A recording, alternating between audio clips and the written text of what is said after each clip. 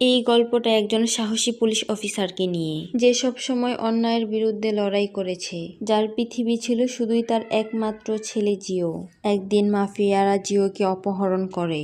ছেলেকে বাঁচানোর জন্য সে একাই পুরো মাফিয়া সাম্রাজ্যের বিরুদ্ধে যুদ্ধে নামে। কিন্তু শেষ পর্যন্ত সে কি এই মাফিয়াদের হাত থেকে নিজের ছেলেকে উদ্ধার করতে পারবে? গল্পের শুরু হয় জিওকে দেখিয়ে। সে সাইকেল চালাচ্ছে, তখন একজন লোক তাকে ফলো করে। অন্যদিকে জিওর বাবা খাবার তৈরি করছিল। একটু পর তিনি জিওর চিৎকার শুনতে পায়। বাহিরে বের হয়ে দেখে জিওর সাইকেল নিচে পড়ে আছে।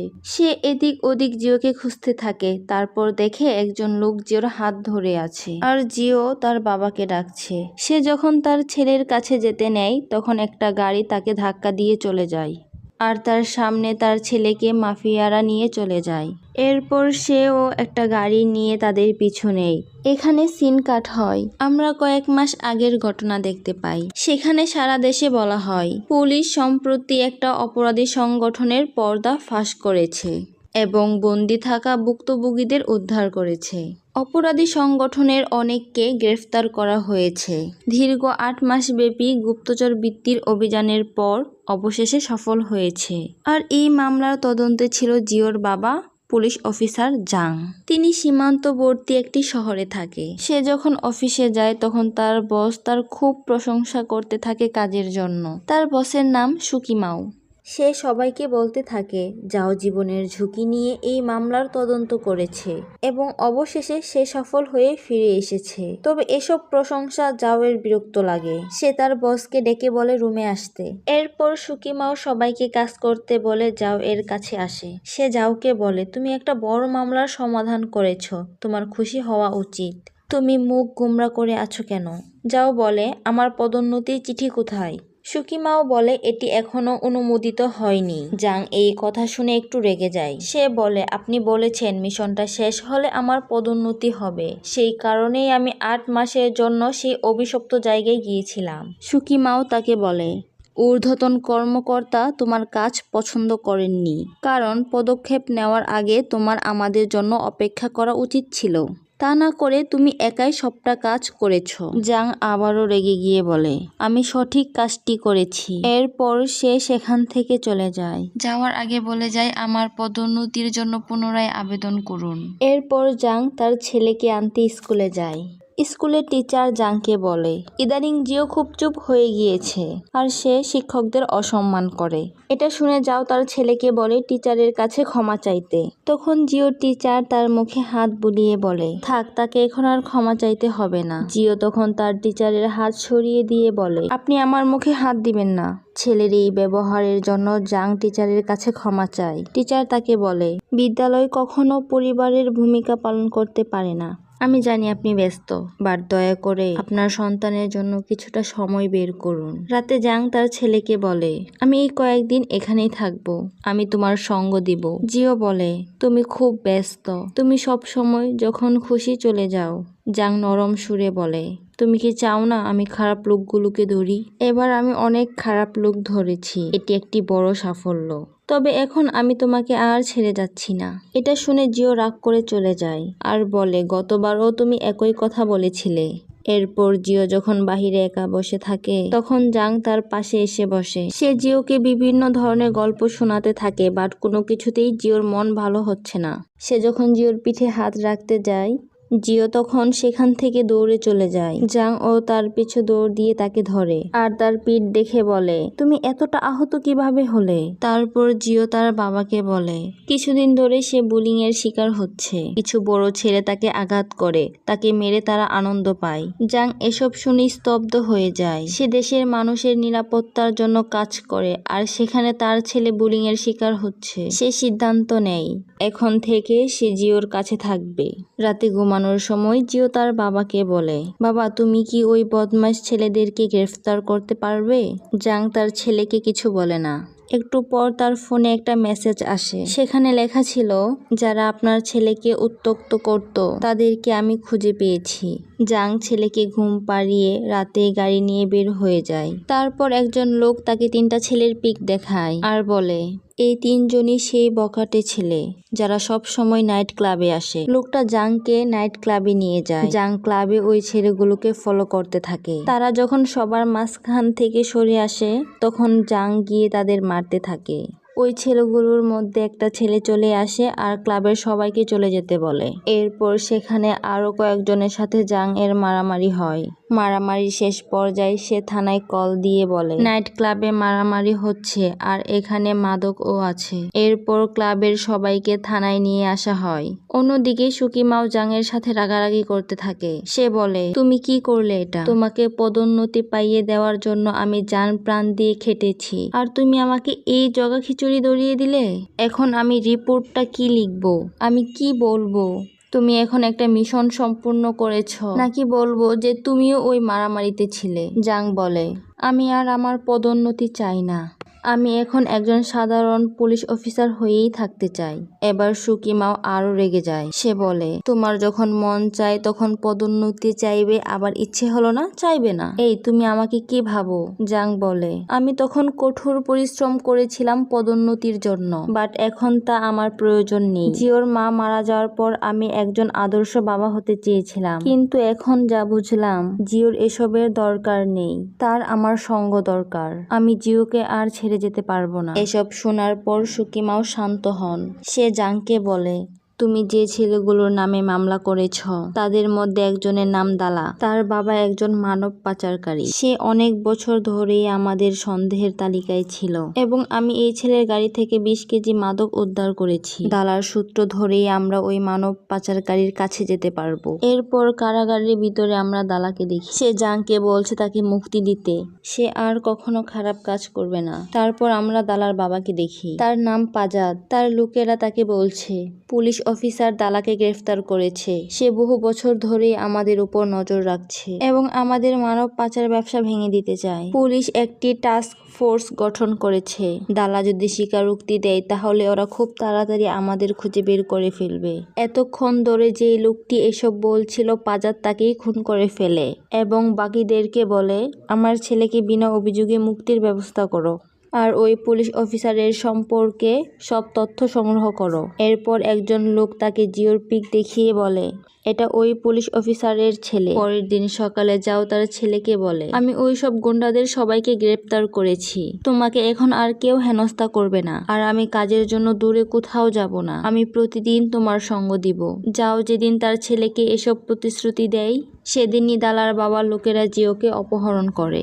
এরপর জাং একটা গাড়ি নিয়ে তাদের পিছু নেয় আর তার বস সুকিমাওকে ফোন করে বলে, দালার বাবার লোকেরা জিওকে অপহরণ করেছে আর জিওকে সেন্ট্রাল হাইওয়ে দিয়ে নিয়ে যাওয়া হচ্ছে। সুকিমাও সবাইকে একটা গাড়ির প্লেট নাম্বার বলে সেই গাড়িটিকে ফলো করতে বলে আর প্রতিটা মহাসড়কের ফুটেজ তাকে দিতে বলে। এরপর সে দালার কাছে যায় আর তার বাবার কথা জিজ্ঞাসা করে। দালা জানায় 1 দশকেরও বেশি সময় ধরে তার বাবা লুকিয়ে আছে। সে জানে না তার বাবা কোথায় থাকে। সুকিমাও দালাকে আঘাত করে, তারপরেও তার বাবার সম্পর্কে কিছু জানতে পারে না। সে বলে তার বাবা ভয়ঙ্কর মানুষ, যে তার বিরোধিতা করে তাকেই সে মেরে ফেলে। এমনকি সে নিজেও তার বাবাকে ভয় পায়। জিওকে খুঁজতে সব পুলিশ অফিসাররা বেরিয়ে পড়ে, বাট তারা জিওকে নিয়ে সীমান্ত পার হয়ে যায়। তারা এই দেশ থেকে অন্য দেশে চলে যায়। জিওর সাথে তারা কিছু মেয়েকে নিয়ে আসে পাচার করার জন্য। সেই মেয়েদের মধ্যে একজন জিওকে দেখে। অন্যদিকে জাং সীমান্তে এসে আটকা পড়ে যায়। তাকে কোনোভাবেই ওই পারে যেতে দেওয়া হচ্ছে না। সুকিমাও সীমান্ত রক্ষী কর্মকর্তার কাছে গিয়ে সব বলে, বাট তিনি বলেন ঊর্ধ্বতন কর্মকর্তার কাছ থেকে অনুমোদন নিয়ে আসতে হবে আর এটার জন্য সময়ের প্রয়োজন। তাই সুকিমাও জাওকে বলে পর্যটক হিসেবে সীমান্ত পার হতে। অন্যদিকে জঙ্গলের পথ ধরে গাড়িটা এগিয়ে যাচ্ছে। কিছু দূর যাওয়ার পর গাড়িটা এক জায়গায় থামায় আর এই সুযোগটা সেই মেয়ে কাজে লাগায় যে জিওকে দেখেছিল। সে জিওকে নিয়ে গাড়ি থেকে নেমে পড়ে আর তখন ড্রাইভার তাদেরকে দেখে ফেলে। মেয়েটা জিওকে নিয়ে দৌড়াতে থাকে। ড্রাইভারও তাদের পিছে দৌড়ায়। কিছু দূর যাওয়ার পর জিও মাটিতে বসে পড়ে কারণ তার পায়ে অনেক ইনজুরি ছিল। ড্রাইভার দালার বাবার লোকেদেরকে ফোন করে জানায় একটা মেয়ে জিওকে নিয়ে পালিয়ে গিয়েছে। এরপর দেখা যায় জাং ওই গাড়িটার কাছে আসে। সে মেয়েদেরকে জিজ্ঞাসা করে এই গাড়িতে কোনো বাচ্চা ছিল নাকি। মেয়েরা বলে সুচি একটা বাচ্চাকে নিয়ে জঙ্গলে দৌড়ে গেছে। জাং এই কথা শুনে জঙ্গলের দিকে দৌড়াতে থাকে। ততক্ষণে পাজাদ এর বাকি লোকগুলো এখানে এসে পড়ে। সুচি জিওকে কাঁধে নিয়ে দৌড়াচ্ছে। তখন ড্রাইভার তাকে ধরে ফেলে। সেই মুহূর্তে সেখানে জাং ও এসে পড়ে। সুচি জিওকে নিয়ে চলে যায়। এদিকে জাং এর সাথে ওই লোকদের মারামারি হতে থাকে। মেয়েটি জিওকে নিয়ে বেশি দূর যেতে পারে না। একজন লোক এসে তাদেরকে ধরে ফেলে। সে সুচিকে আঘাত করে জিওকে নিয়ে চলে যেতে নেয়। তখন জাং আবারও সেখানে এসে পড়ে। তবে জাং এখানেও ব্যর্থ হয়। সুচি আর জাংকে মেরে তারা জিওকে নিয়ে চলে যায়। এখানে সিন কাট হয়। জাং নিজেকে একটা রুমে দেখতে পায়। সে বাহিরে এসে দেখে এটা অন্য এক শহর। এরপর সে তার বসকে কল দিয়ে জিওর কথা জিজ্ঞাসা করে। সুকিমাও বলে দালার বাবা জিওকে অপহরণ করেছে, এর কোনো প্রমাণ নেই আমাদের কাছে। তিনি বহু বছর ধরে লুকিয়ে আছে। তার আস্তানা খুঁজে পাওয়া কঠিন। জাং এই কথা শুনে রেগে যায়। সে বলে তাহলে আপনারা বসে থাকুন। এটা শুনে সুকিমাও বলে তোমার কি মনে হয় জিওর জন্য শুধু তুমিই চিন্তিত? এদিকে আমরা সবাই জিওকে নিয়ে চিন্তা করছি। আর তোমাকে যে সীমান্ত পার হতে দিয়েছে ওই সীমান্তরক্ষী কর্মকর্তা উভয় দেশের শুল্ক আইন লঙ্ঘন করেছে, তাই তাকে বরখাস্ত করা হয়েছে। আইনিভাবে তুমিও সেখানে কিছু করতে পারবে না। এরপর জাং সুচির কাছে আসে। সে তাকে বলে তুমি আমাকে বাঁচালে কেন? তুমি ওদেরকে ধাওয়া করলে না কেন? সে সুচির সাথে চিল্লাচিল্লি শুরু করে। মেয়েটি বলে আমি তাদের কিভাবে ধাওয়া করতাম, আমিও আধমরা ছিলাম। আর তোমাকে পিঠে নিয়ে 10 কিলোমিটার হেঁটে এখানে এসেছি, অথচ একটা ধন্যবাদও পাইনি। উল্টো তুমি ক্ষিপ্ত কুকুরের মতো ঘেউ ঘেউ করছো। এই বলে মেয়েটি চলে আসে। এরপর জাং মেয়েটির সামনে গিয়ে নরম সুরে বলে আমি কি কখনো আর আমার ছেলেকে খুঁজে পাবো না? মেয়েটি তার হাতে একটা ম্যাপ দিয়ে চলে যায়। জাং তার কাছে আসে আর ম্যাপ এর সম্পর্কে জিজ্ঞাসা করে। মেয়েটি কোনো উত্তর না দিয়ে সে খেতে থাকে। জাং কোনো উপায় না পেয়ে মেয়েটিকে টাকা অফার করে। এতে সুচি ক্ষিপ্ত হয়ে উল্টো তাকে টাকা দিয়ে চলে যায়। এরপর জাং সুচির কাছে ক্ষমা চায় আর বলে ছেলেকে হারিয়ে আমি পাগল হয়ে গিয়েছি, প্লিজ আমাকে সাহায্য করো আমার ছেলেকে খুঁজে পেতে। এরপর তারা দুজন গাড়ি নিয়ে বের হয়ে পড়ে জিওকে খুঁজতে। আসলে সুচি অনেক দিন ধরে ওই মাফিয়াদের সাথে কাজ করছে। সে একবার গিয়েছিল ওই জায়গায় যেখানে তারা বাচ্চাদের বন্দি করে রাখে। সুচি জাংকে বলে সে নির্দিষ্ট করে বলতে পারবে না তাদের আস্তানা কোথায়। তাকে ওরা ট্রাকে করে নিয়ে গিয়েছিল সেই জায়গায়। তবে সেখানে একটা মন্দির আছে। আমি ওই জায়গার আশেপাশটা দেখেছি। ওরা দুজন শহরের প্রত্যেকটা মন্দিরে যায়, তবে তারা এখনো সন্দেহজনক কিছু খুঁজে পায়নি। অন্যদিকে জাং এর বস ও বাকি পুলিশ অফিসাররা মন্দিরগুলোর চারপাশে তদন্ত করছে। তখন একজন পুলিশ অফিসার বলে সেখানে 70,000-এরও বেশি মন্দির আছে। আমরা সব মন্দির পরিদর্শন করতে বেশ কয়েক বছর সময় লাগবে। আপনি খড়ের গাদায় সূচ খুঁজছেন স্যার? এদিকে জাং বলে এটা অসম্ভব হলেও আমি হাল ছাড়ব না। অনেক দূর এসে তারা একটা পাহাড়ে গাড়িটা থামায়। জাং নদীর ধারে বসে তার ছেলের কথা ভাবতে থাকে। তখন সুচি গিয়ে তার পাশে বসে। জাং তাকে জিজ্ঞাসা করে তুমি কেন আমার জন্য এত কিছু করছো? তখন মেয়েটি তার নিজের কথা বলে। ছোটবেলায় তাকেও তার বাবা মার কাছ থেকে কিডন্যাপ করে এখানে পাচার করে দেওয়া হয়। তখন কেউ একজন তাকে এখান থেকে কিনে পালতে শুরু করে। তাদের কোনো সন্তান ছিল না। তবে কিছু বছর পর তাদের ঋণের জন্য সে আবারও এই মাফিয়াদের হাতে পড়ে এবং তাদের সাথে কাজ করে। তার সৎ বাবা মার ঋণ পরিশোধ করছে। তবে সে আর 2 বছর কাজ করলে সব ঋণ পরিশোধ হয়ে যাবে। মেয়েটি আবেগী হয়ে পড়ে। সে বলে প্রত্যেক শিশুর সুন্দর জীবনযাপনের অধিকার আছে। সেদিন কেউ যদি আমাকে জিওর মতো উদ্ধার করত, তাহলে আজ হয়তো আমার গল্পটাও অন্যরকম হতো। সে জাং এর দিকে তাকিয়ে বলে আমাদের জিওকে খুঁজে বের করতে হবে। অন্যদিকে দালার বাবাকে একজন লোক এসে বলে দালার 30 বছরের জেল হয়েছে। এটা শুনে দালার বাবা রাগে ফুঁসতে থাকে। এরপর আমরা জিওকে দেখি। তাকে কিছু ছেলে এসে এখান থেকে নিয়ে যায়। আর তারা জিওর কিছু পিক তুলে। এখন যেহেতু দালার জেল হয়ে গিয়েছে তাই তারা জিওকে বিক্রি করে দিবে। অপরদিকে অনেক খোঁজাখুঁজির পর তারা একটা মন্দিরে এসে দাঁড়ায়। তখন সুচি জাংকে বলে এটাই সেই মন্দির। সুচি মন্দিরের ছাদে উঠে জাংকে দেখিয়ে বলে এই সেই গোদাম যেখানে আমি থেকেছিলাম। তারা বাচ্চাদেরকে এখানেই রাখে। জাং সুচিকে বলে তুমি পুলিশকে একটা কল করো আর আমি সেখানে যাই। এরপর জাং ভিতরে প্রবেশ করে আর বাকি বাচ্চাদেরকে জিওর পিক দেখিয়ে জিজ্ঞাসা করে তারা জিওকে দেখেছে কিনা। বাচ্চারা বলে কিছু ছেলে এসে জিওকে নিয়ে গেছে। তারপর সেখানে একটা ছেলে এসে বাচ্চাদের শাসাতে থাকে। তখন জাং তার উপর হামলা করে বসে। ছেলেটির চিৎকারে বাকি ছেলেগুলোও সেখানে এসে পড়ে। এরপর সবার সাথে জাং ফাইট করতে থাকে। একে একে অনেক ছেলে এসে পড়ে সেখানে। জাং একা তাদের সাথে পেরে উঠতে পারে না। তবে হাল ছেড়ে দেওয়ার পাত্র সে নয়। শেষ নিঃশ্বাস পর্যন্ত ফাইট করতে থাকবে। একটু পর সেখানে পুলিশ আসে। জাং একটি ছেলেকে ধরে জিজ্ঞাসা করে তার ছেলে কোথায়। তখন তার কাছে সুচি এসে বলে চলো আমরা চলে যাই, পুলিশ এসে পড়েছে। তারা যদি আমাদেরকে দেখে তাহলে এই দেশ থেকে বের করে দিবে। জাং যেতে চায় না। সুচি জোর করে তাকে নিয়ে যায়। ফিরে গিয়ে জাং পাগলামি শুরু করে। এত কাছে গিয়েও সে তার ছেলেকে ফিরে পেল না। সুচি তাকে শান্ত করার চেষ্টা করে। ছেলেকে হারিয়ে জাং পাগল হয়ে গিয়েছে। রাতে জাং সুচিকে বলে আমি কোনো মিশনে যাওয়ার আগে মালপত্র গোছাতাম। তখন আমার কিছু জামা কাপড় হারিয়ে যেত। আমি ভাবতাম ভুলবশত ওইগুলো হারিয়ে ফেলেছি, কিন্তু পরে জানতে পারলাম জিও ওইগুলো লুকিয়ে রাখতো আর রাতে ওইগুলো জড়িয়ে ঘুমাতো। সুচি এসব শুনে জাংকে পিছন থেকে জড়িয়ে ধরে বলে আমরা জিওকে ফিরে পাবো। তারপর দেখা যায় জিওকে দালার বাবার কাছে নিয়ে আসা হয়। দালার বাবা ছেলেদেরকে অর্ডার দেয় জাংকে মেরে ফেলার জন্য। এরপর দেখা যায় সুকিমাও জাংকে কল দিয়ে বলে আমি এখন তোমার ওখানে যাওয়ার অনুমোদন পেয়েছি, আমি আজকেই চলে আসবো। অন্যদিকে দেখা যায় দালার বাবার লোকেরা সুচির সৎ বাবা মাকে আটক করে রেখেছে। তারা সুচিকে বলে তুমি যদি তোমার বাবা মার কোনো ক্ষতি না চাও তাহলে এই ড্রিঙ্কটা পুলিশ অফিসারকে পান করাবে, এটাতে বিষ আছে। এরপর সুচি জাংকে এটা খেতে দেয় আর সে সেখান থেকে চলে আসে। তাকে আমরা একটা বাসের মধ্যে দেখি। সে অনেক কান্না করছিল আর জাং এর কথা ভাবছিল। এ কয়দিন জাং এর সাথে থেকে সে জাং এর মায়ায় পড়ে গেছে। তার সাথে কাটানো মুহূর্তগুলো মনে করছে আর সে কান্না করছে। শেষ পর্যন্ত সে আর নিজেকে ধরে রাখতে পারে না। বাস থেকে নেমে সে আবার জাং এর কাছে ফিরে আসে, বাট সে জাংকে আর খুঁজে পায় না। অন্যদিকে ওই ছেলেরা ড্রিঙ্ক এর মধ্যে এমন কিছু মিশিয়ে দেয় যা খেয়ে জাং জ্ঞান হারায়। তারপর তারা জাংকে নিয়ে চলে যায়। তারা জাংকে নিজের হাতে খুন করতে চেয়েছিল, বাট তা পারেনি। উল্টো জাং তাকে মেরে তার ফোন নিয়ে অনেক বাচ্চাদের পিক দেখে। সেখানে আবার জিওর পিকও ছিল।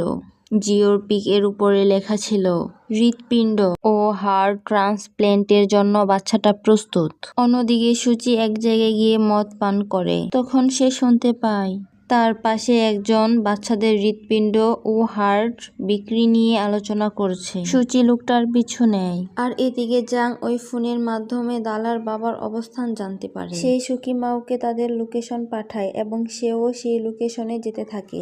এরপর সুচি ওই লোকটার পিছু নিয়ে একটা জায়গায় আসে আর সে জিওকে দেখতে পায়। আর আজ তারা জিওর শরীরে অস্ত্রোপচার করবে এবং তার শরীরের ভিতরে জিনিসগুলো বিক্রি করে দিবে। এসব দেখে সুচি ওই অপারেশন রুমের লাইট অফ করে দেয়। ততক্ষণে জাংও সেখানে পৌঁছে যায় আর সবার সাথে মারামারি করতে থাকে। তখন সবার ফোকাস জাং এর দিকে আর এই সুযোগে সুচি জিওকে সেখান থেকে নিয়ে চলে যায়। এদিকে জাং একের পর এক মারামারি করছে। সে নিজেও অনেক আহত হচ্ছে, তবুও হাল ছাড়ছে না।